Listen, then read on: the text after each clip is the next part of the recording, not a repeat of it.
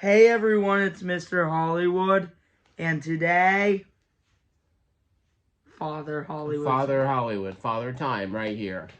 And Mr. Hollywood has a very specific assignment for me. What is it again? So, I had to do this weeks ago, but I actually had to torture while doing this because I had to do hot takes and hot wings. You only have to do hot takes. Although I did just have some almonds that are slightly spicy, so I have at least A the little bit. flavor of heat in my mouth as I talk about 5 hot takes. So that's only half as much pain as me. Whatever. But you don't have a beard. When you have hot wings and you have a beard, it just sort of it kind of stays there for like weeks on end. Anyways, hot takes. 1, Fight Club. Right? I mean, really. I know this guy loves it and Scream, Ghostface likes it. No, it's fine. I love that it's set in Delaware, which is where I grew up. But even though they never say it is, but it is. I just found it when I watched it again recently with this guy, kind of annoying. Like, the acting's good. David Fincher's a fabulous director. It looks good. Just kind of annoying. So yes, Fight Club didn't do for me the thing it did for him and a lot of you. So you don't like it? I don't care. Next, Matrix. I respect it. It changed how directors approached effects. It helped usher in the launch of the DVD. It was part of Keanu Reeves' second sort of chapter of his career. Yeah, didn't do much for me. And the sequels. Oh, the sequels did even less.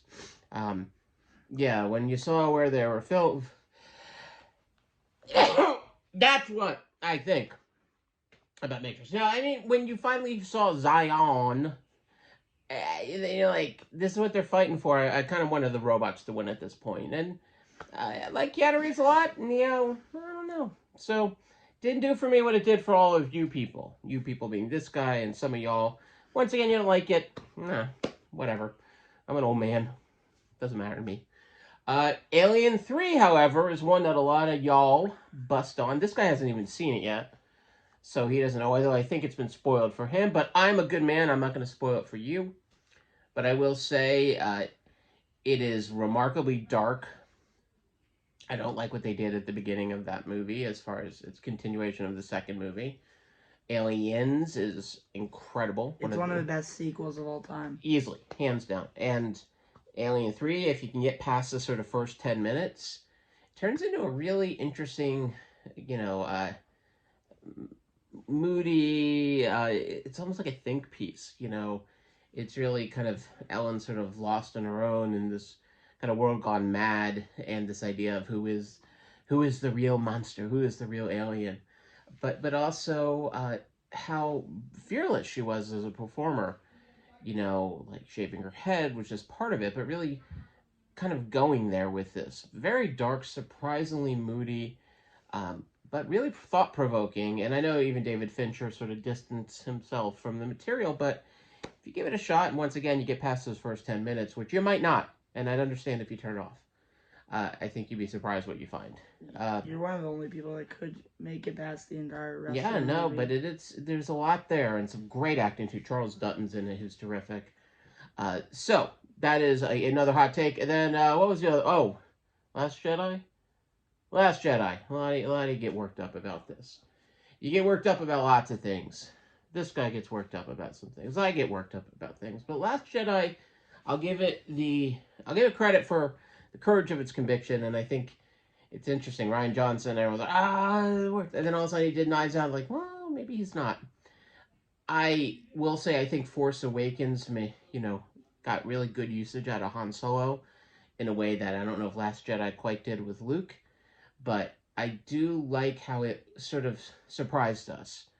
That it constantly messed with our expectations, which Rian Johnson as a storyteller does so well. He's done it with the with Knives Out. He also has done it on TV with Poker Face, a terrific show, which this guy hasn't watched yet, and probably you haven't either, but you should, because it's a really good detective show with a very unexpected lead.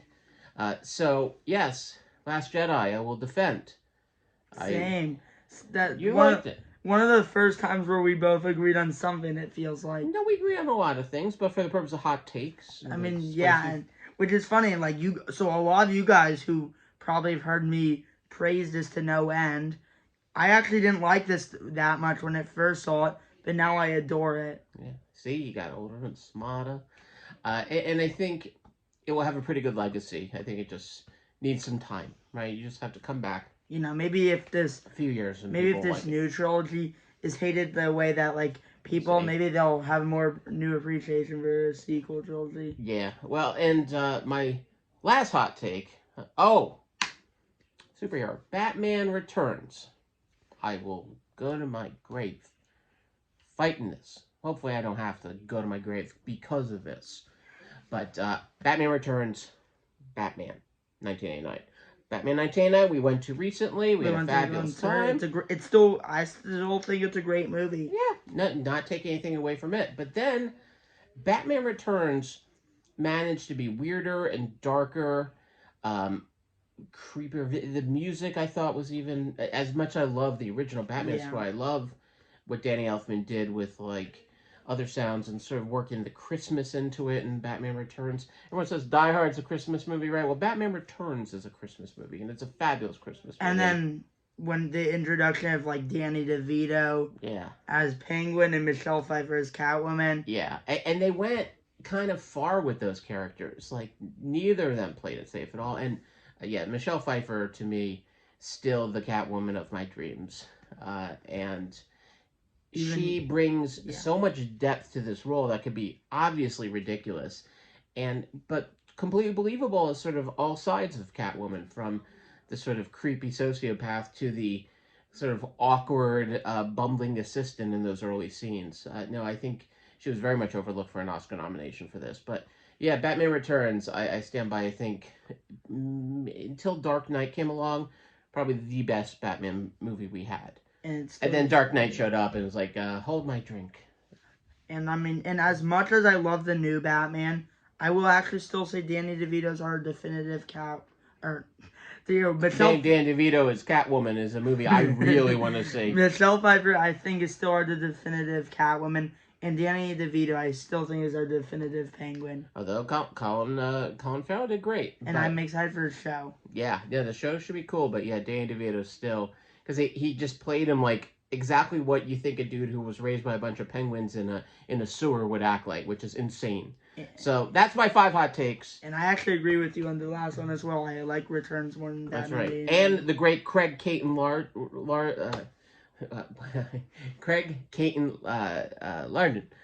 was one of the puppeteers on it, and you know that he did such good work. He got to work one of the penguins interacting with Chris Walken. Can't beat that. But anyways. Can't wait to see him in Dune 2. Yeah, so it's 8 minutes. You got enough of me. Go, whatever. Do something else. Bye.